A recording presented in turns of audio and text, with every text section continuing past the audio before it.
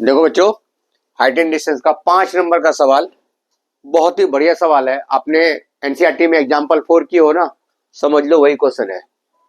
ठीक है, सरमाउंटेड वाली, जैसे ऐसे किसी टावर के ऊपर झंडा जो होता है। देखो, दो प्लेन है, उड़ रहा है, जैसे आप 15 अगस्त में देखते होगे। तो जो सबसे ऊपर उड़ रहा है उसकी हाइट तो दिया हुआ है, ठीक है। फिर वो बाद में बताता है कि मैं एक दूसरे प्लेन से ऊपर हूं, मतलब जैसे ऐसे 15 अगस्त 26 जनवरी यूं उड़ते ना, तो दोनों की वर्टिकली हाइट पता करना है। यानी जैसे एक पतंग, एक प्लेन यहाँ पे है, उसकी हाइट दे रखी है, और दूसरा प्लेन यहाँ पे उड़ रहा है सी पे, और जो सबसे ऊपर है उसकी हमारे पास हाइट है। तो दोनों की बीच का डिस्टेंस कितना है, ये मैंने लिख लिया। Let distance between the two plane D C equal to H. देखो, ये बड़ा वाला ट्राइंगल में आपके पास परपेंडिकुलर है, बेस आ जाएगा। दोनों ट्राइंगल में देखो बेस कॉमन है। मैं बार बार बोलता हूँ कॉमन साइड से क्या करो।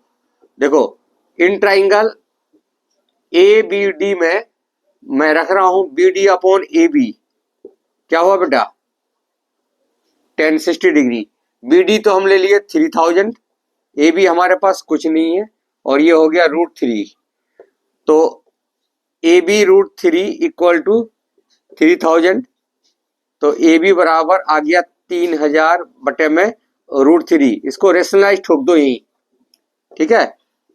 तो ये आ गया आपका 3000 √3 बटे में 3। तो ये आ गया बेटा 1000 √3। खत्म कर दूं, यही कर देता हूं पॉइंट में, बाद में तो करना ही पड़ेगा। तो ये आ गया 1730,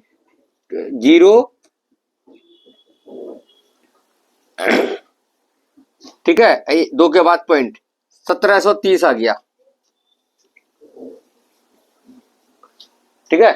अब आ जाओ 45 वाले में। इसमें हम मैं बीसी निकाल देता हूं क्योंकि बेस आ गया ना।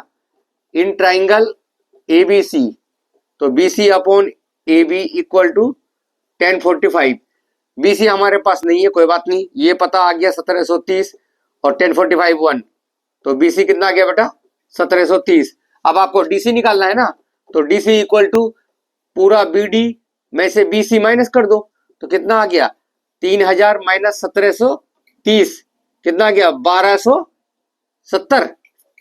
और डीसी को हमने एच माना था, अब एच लिख लेते हैं। ये लो बेटा, कितना आसान, वही झंडे वाले सवाल की तरह से। एनसीईआरटी में एग्जाम्पल 4 है ना, एग्जाम्पल 4 भी है, और क्वेश्चन नंबर पे ख्याल से 7 और 8 भी है इसी तरह से, कि एक टावर है या बिल्डिंग है, उसके ऊपर एक झंडा है, इसको आप देख रहे हो किसी एक पॉइंट से, ये ऑब्जर्वर है, ये दोनों प्लेन को